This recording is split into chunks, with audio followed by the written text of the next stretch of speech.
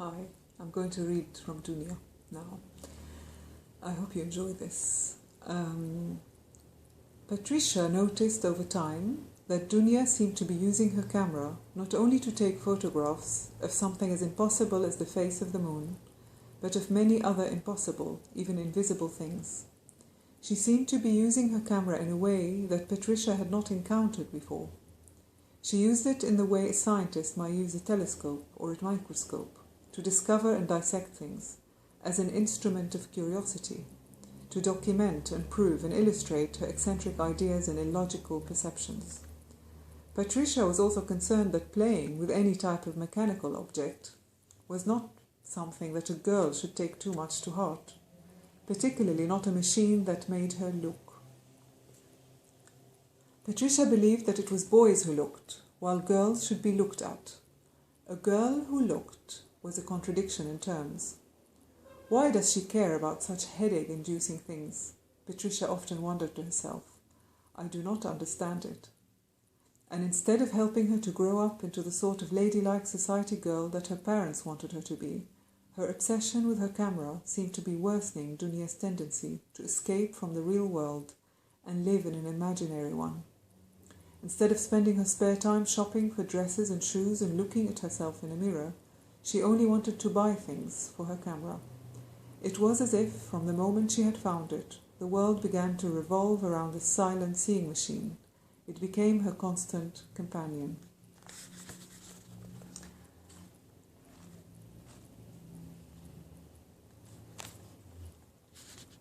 Both Nijm and Dunya now stood in the middle of a large room full of bags of flour stacked to a great height. There was a collection of cushions which were arranged like a sofa in the middle. On the right wall there were shelves full of books of every shape and size. And on the left wall there was a large cupboard filled to bursting with clothes. On a third wall there was a long mirror, and next to it a small mirror, and next to that a tap above a white basin. Dunya turned around slowly in order to survey the room. She kept turning and turning and turning. Why do you have so many bags of flour everywhere? And where is your darling wife, the love of your life? Nijm followed her quietly and then stood face to face with her. If you stop turning around, he said bossily, I'll tell you. He looked at her in a sly way, half closing his eyes. He seemed to be examining her through his soft and rather long eyelashes, up and down as if trying to make up his mind about her. He then clasped his moustache, paused a little, dropped his hands, and he hummed. What? Dunya asked him. They say that girls with overly curly hair have a tendency to be reckless, he said in a thoughtful tone. And I must say, in your case at least, it is true, so true, Nijm laughed. I'm curious, not reckless. No? Nijm didn't seem convinced. Whatever pleases you to think it. But the truth is that you are reckless, and not only that, but also feckless. Feckless, Dunya said. You, on the other hand, are smug and vain, most vain and smug. And will I also soon be finding out that you're a liar? A liar? Nijm said. No, not a liar. So if you are not a liar, where is your wife then, love of your life? So if you're not a liar, where is your wife then, love of your life?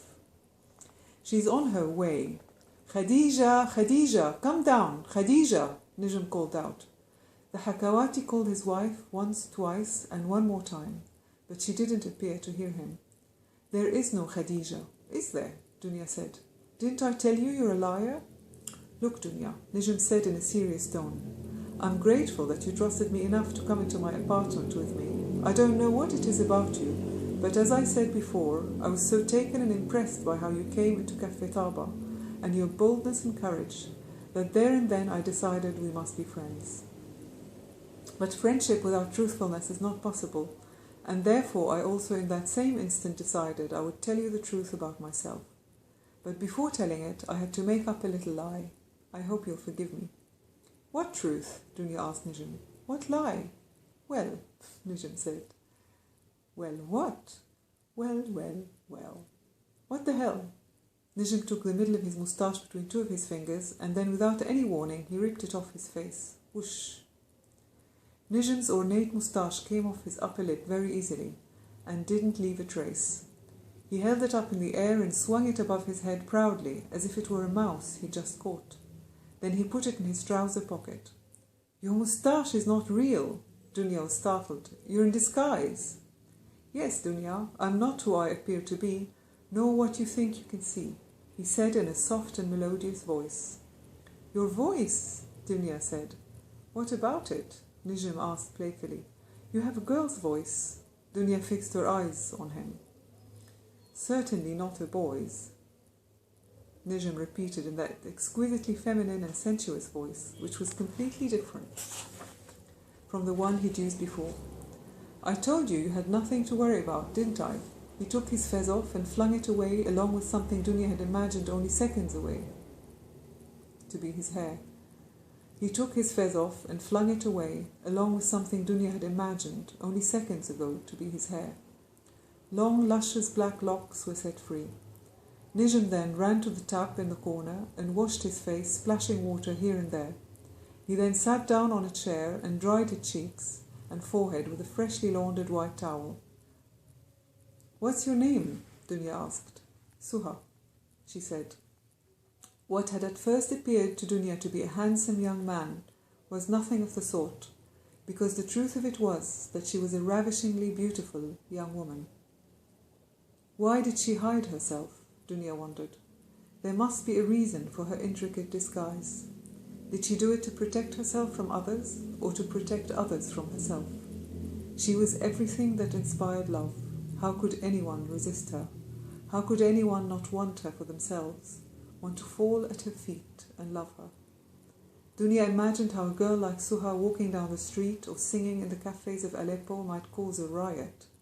Numberless street battles and fistfights would ensue, as well as shootings and intense and protracted gang warfare. She was that beautiful. And as for her voice, her real voice, with which she spoke as her real self, it was utterly beguiling, and expressed a perfect picture of her soul, adding to the fatal mixture of her beauty and impossible charm, a lethal ingredient. Thank you.